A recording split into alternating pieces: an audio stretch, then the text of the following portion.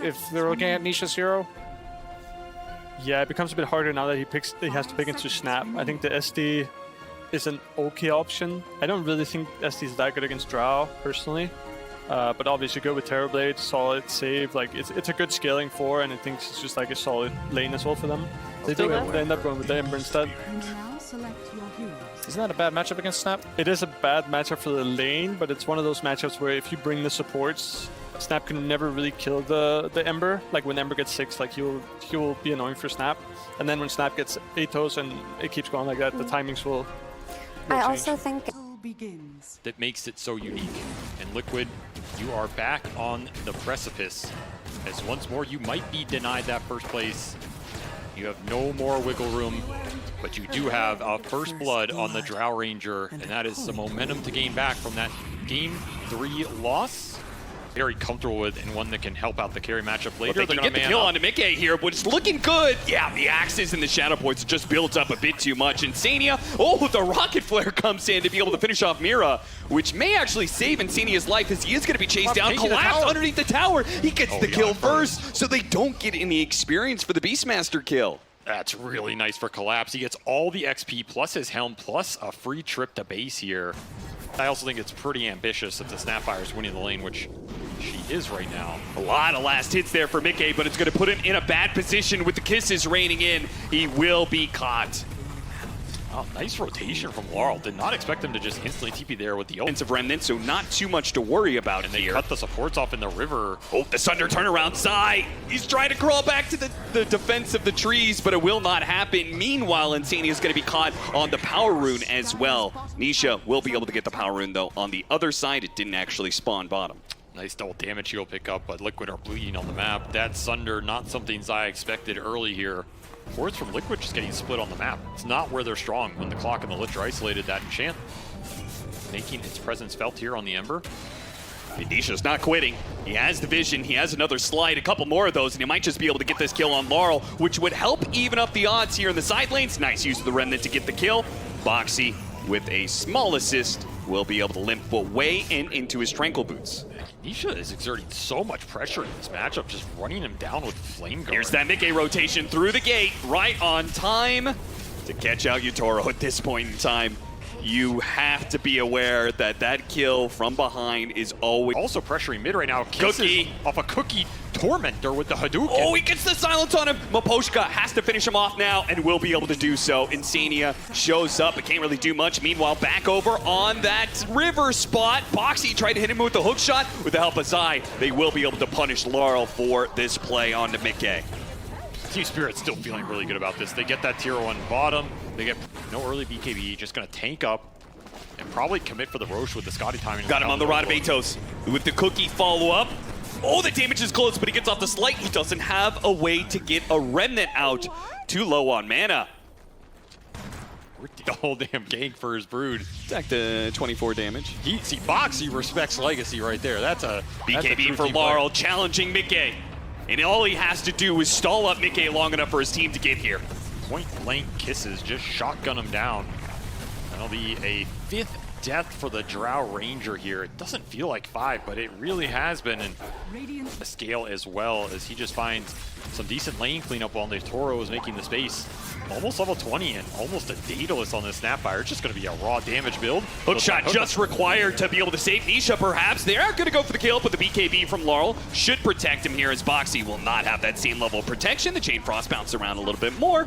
Damage done, but not damage. That is going to result in a kill. Zaya's Butterfly. He's very Another strong BKB, right now. in fact, but they're just going to try and kite around this Butterfly Broodmother. Now Yutoro it gets in right the in. back. Here comes Yutoro straight to Mickey. Oh, that Force Staff isn't going to get you far enough away, as Yutoro positions himself beautifully amongst 3 different cores. Kills one, chases the other 2 away. In fact, if it wasn't for that Lincoln, they would have caught Zai too. The Collapse is still gunning for it, man. An absolute god right now, as the second Yutoro shows up. It is like cockroaches into the night. Flee for your lives, and now he's pushing your base. They get another glyph. 50 seconds, no drow. That was a buyout for Mickey. How much does Yutoro want to push this with Aegis coming back up on that Roshan? He will back off. I think the correct play here, even with that drow dead, do not want to throw a high ground fight versus a very strong high ground defense lineup might bait Liquid in a bit, which, I think Spirit are happy to take this fight if they can bait Liquid into the pit. And Liquid is going to take that bait. They're going to try and take this Roshan. And Laurel get back here. He's really far. Bots in 7 seconds. Dying fast, but Yutoro's going to get into position. They got the collapse. Rival Roar immediately onto the Drow Ranger, and she's dead already. But another Chain Frost going around, trying to go for Yutoro. They all are focusing on this Terrorblade, but Terrorblade, he's standing up 1 versus 3. They finally finish him off, but the damage has been done. Nisha on a sliver of HP is trying to get away, but the Kisses will finally find him. Zai, it's going to have to be through him, and it's going to have to be through the buybacks. His Drill Ranger did manage to get a buyback off of some gold there. And Yutoro doesn't have it. He bought out for Nullifier in that fight, so there is no Terrorblade in this engagement.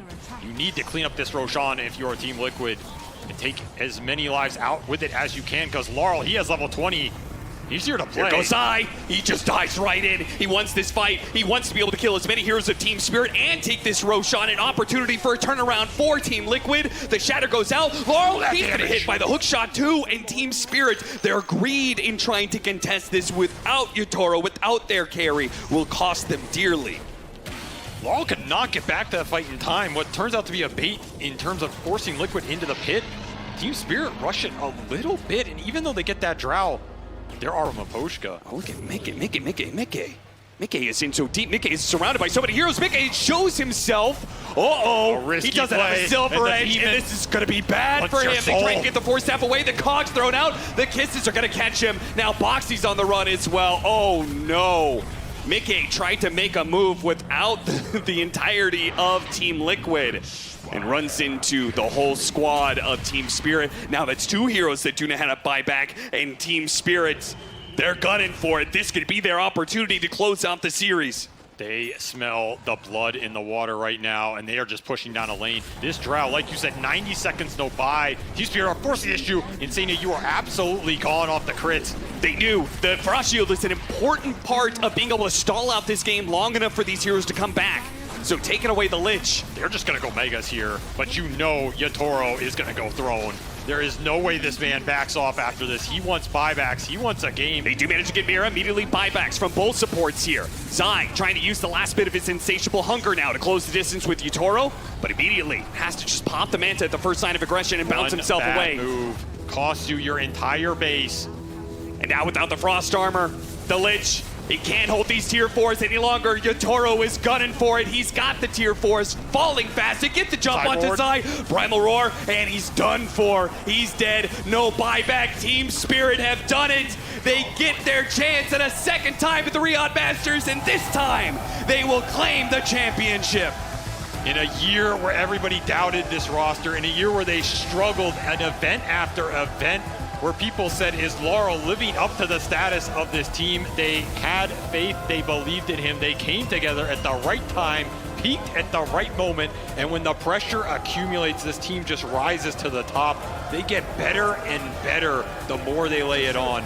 And man, did Yutoro return to top form here. Everybody on this team is so damn impressive, but the way this guy plays the map, the way he just goes in zero fear, aggressive pushes, it puts you in a position where you start to question what the hell is happening in this game right now. And I can't help but wonder if Mickey, feeling that pressure, goes for a solo play of his own that is way too ambitious for their game position.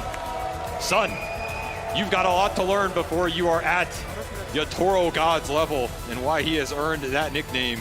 And it will be a championship for this team as they return to the top of the Dota universe here at the Riyadh Masters. Incredible performance. Team Spirit doing so much at this tournament, showing up at the right time of the year, the right tournament. Team Liquid, once again, fall just a little short. Another grand finals that does not go their way. There's so many little things this team does incredibly well when they are on form. Like, this support duo is one of the best support duos we've ever seen play the game. I go back to that game 3 with the Tusk. Like, the Tusk plays in that game from Miro were just otherworldly in getting these shard grabs, setting up the snowballs. Everything just aligns, and when it does, you have Collapse playing heroes. He's expanded his hero pool into the zoo. This man is not a one-trick pony in terms of blink stuns. Draft-wise, they are super confident to run things back that haven't worked. They're confident to pull out heroes first time for some of these players that you've never seen. And the team fighting, You have a 30K lead on this team. It doesn't mean anything. Nope. They're 30K ahead. It feels like the game is absolutely over. They're absolutely maestros when it comes to playing out the team fights. They just seem to be unstoppable in that regard. Nobody beats them at it. And now it's time. Everybody, please make some noise for your Riyadh Masters winners, for the champions, the return to glory, Team Spirit!